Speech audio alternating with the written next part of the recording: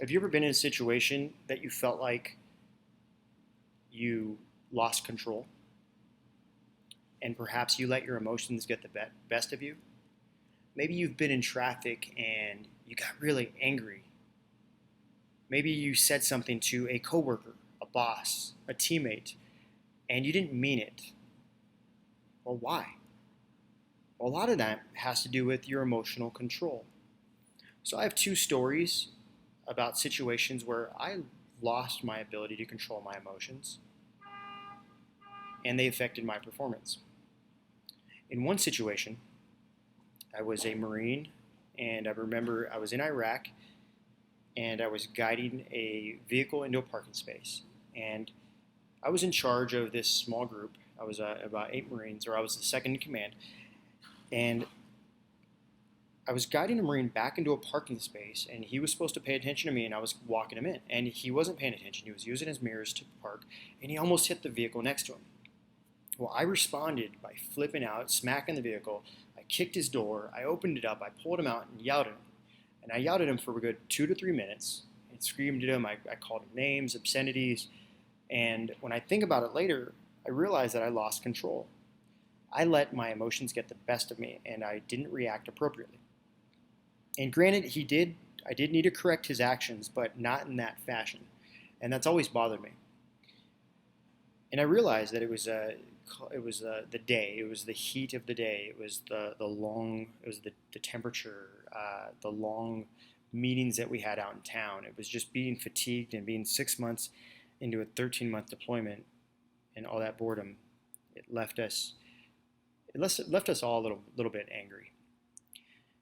The second situation happened probably a few months later, and I remember I went to this fitness certification, and we broke into small groups, and we were supposed to give a small presentation about what we had learned to the small group, and it was my turn. And someone before me who just went, they did really really good job, and I was going right after them. And I remember when I got up there, I froze. My heart rate jacked up. I got sweaty, like really sweaty for some reason. It happened within a few seconds. My voice started shaking and cracking, and I couldn't move, and it got worse and worse. And I remember sitting there like, I don't know what to do. And it's weird because it's never happened to me before. I've been in situations that were way more stressful, and for some reason, that moment in time, I lost control. And what I had realized was I had sabotaged myself because I put higher expectations on my performance than was necessary. I thought that the risk of being good in front of that group of people was higher than the reality. So in that situation, I also lost emotional control, just differently. So good afternoon, my name is Rick Gonzalez, and this presentation is designed to teach you how to handle your emotions, to have better emotional control. So if you're watching this could help you out as a leader, as a coach, or as an athlete. It can help you deal with your own emotions or deal with others just a little bit better. So before we get started with any actionable steps, we want to identify emotions first. These 7 emotions, are universal. Across cultures, across the globe, we exhibit these emotions.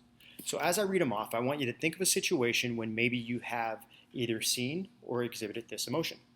Sadness, anger, disgust, fear, interest, surprise, and happiness. So hopefully, it wasn't much time, but hopefully you had, as soon as I said the word, you had thought of a situation when you've experienced that emotion. Good. That's going to help you learn and help you understand what we're saying. Now, our goal is to teach you how to enhance your emotional control. So these 3 steps are important. Awareness, breath, and action. Awareness, breath, and action. Remember that. You need to have self-awareness and social awareness. When we say take a breath, we're going to give you some very, very easy, actionable steps to learn how to breathe properly so that your arousal rate goes down, your heart rate goes down, and you can think better.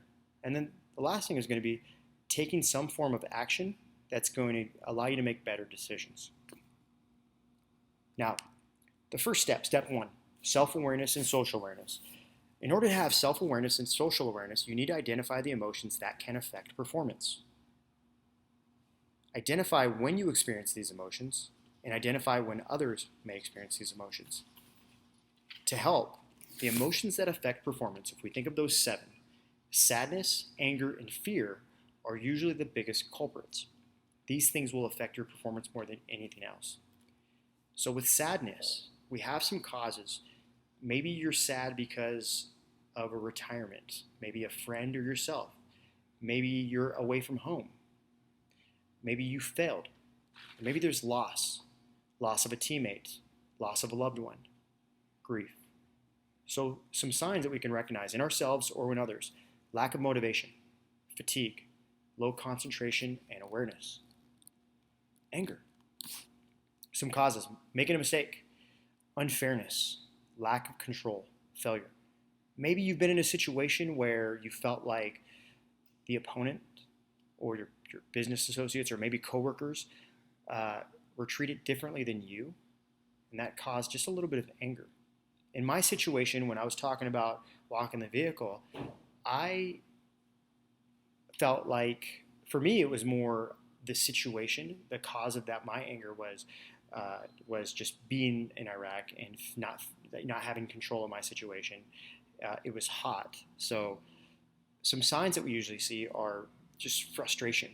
If you see somebody who gets frustrated really fast, or you find yourself getting frustrated really fast, maybe it's because you're angry. Poor decision-making skills, emotional outbursts, fear, and this is a big one. I think this one is going to resonate a lot with many others. Some causes of fear are the unknown, uncertainty, anticipation, when the anticipation of a situation, when the realities versus expectations aren't in line. Some possible signs are anxiety, right? And anxiety can exhibit itself in somatically, so physical symptoms, and cognitive symptoms. And in my case, where I was speaking in front of a large group, what I failed to mention was there were evaluators walking around the room watching how we presented the information. That unknown and uncertainty, I had these expectations that I was going to do really well, and the person in front of me did really well, and I didn't think I was going to live up to it. I thought that cognitively, I thought that I wasn't going to be good enough, or people were going to see me as a sham, or they were going to see me as somebody who had no knowledge. And it came out physically. My voice was shaking. I was sweating. And it was just unlike anything I've ever experienced. But those emotions affected my performance. Now, some amplifiers. Okay, this is important because if you know what situations can amplify these emotions, then maybe you can take some actionable steps to prevent it or to control it. So high stakes and high reward situations, events, big games, large crowds, or unexpected turn of events. When I mentioned the situation where I was speaking in front of that small group, I was not expecting the evaluators to be walking around and grading us. And that really that unexpected turn of event threw me for a loop, and I didn't perform. Sometimes you get this with people presenting in front of a group of peers. These are people you see on a regular basis. I've seen it happen with people speaking to bosses, because they think that, they see this as a high stake event. Even subordinates, where they hold themselves up to a higher standard, and now they're presenting information and they feel like they need to perform at a high level. And once you have once you have an understanding, that's the first step. Self-awareness and social awareness. If you can identify those emotions in those situations, then you could start step number 2, which is taking a breath. And we say taking a breath, but this is basically meaning sometimes you just need to step back from the situation and take a pause. Breathing helps. Anger, sadness, and fear. You can control your arousal rate, right?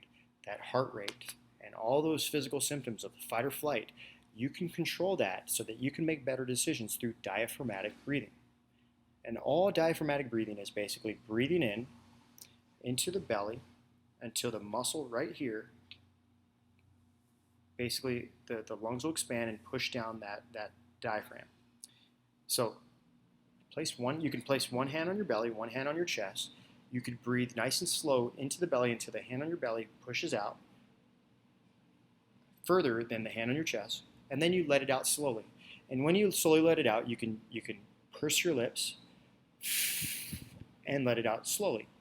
And you can do that for anywhere from 10 seconds to 3 minutes. But if you stop and take a breath, there's a good chance your heart rate's going to drop down just a little bit so that you could think more clearly. And you could take that actionable step. Now, just by taking action, if you're breathing, you've taken the first step of taking action. You have to let yourself calm down, and you have to be aware of your emotional state. You want to think about what you're going to do before you act. So if you can catch yourself in saying, I am experiencing sadness, anger, or fear, if I'm experiencing frustration, or if I'm experiencing a lack of motivation, or I'm experiencing anxiety, then I want to stop, identify that emotional state, take a few breaths, and then think. Think about how you're feeling. You need to express your emotions, or you need to discuss your emotions. So if you're talking about yourself, you need to express it. If you're the only one in the room, you need to say, I feel this way. You need to put it out there. I am feeling angry. I am feeling sad. If you are dealing with somebody else, you need to ask the basic question. How are you feeling? Okay? And it doesn't just stop with one question. It has to be several. You have to know the emotional state you're in. You have to breathe. You have to take that pause and think before you act. And then the next strategy you would do is you would use positive self-talk. So whatever got you into that emotional state, whatever got you there, your brain is going to cloud your judgment. And what you need to do is you need to develop a strategy so that you could think a little clearly. And one way to help is through telling yourself to, maybe it's to calm down. Maybe you're going to tell yourself to, to be happy. Maybe you're going to tell yourself to increase your motivation. From there, you're going to set goals. So these are small process goals. What's your next step? In my situation,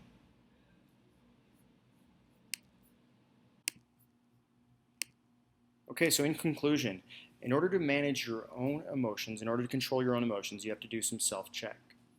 Self-awareness. Understand the emotions that can affect performance.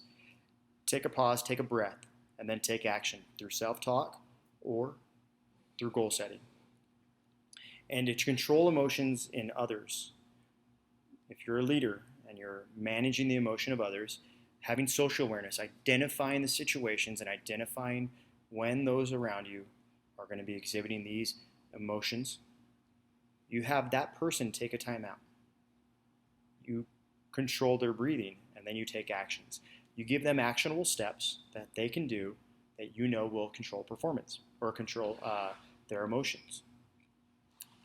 So for example, if I were going to manage myself, if I found myself getting angry, if I was a coach and I found myself getting angry, I'm going to say, okay, I'm getting angry.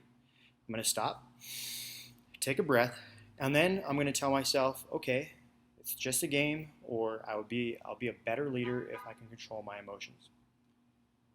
If it's happening to one of my other, let's say I'm a coach and it's happening to one of my players, I'm going to be aware of that. I'm going to ask them to step out, take a breath, and then I'm going to ask them to think about the situation and to try to I would ask them to think about ways that they could calm themselves down before they step back in.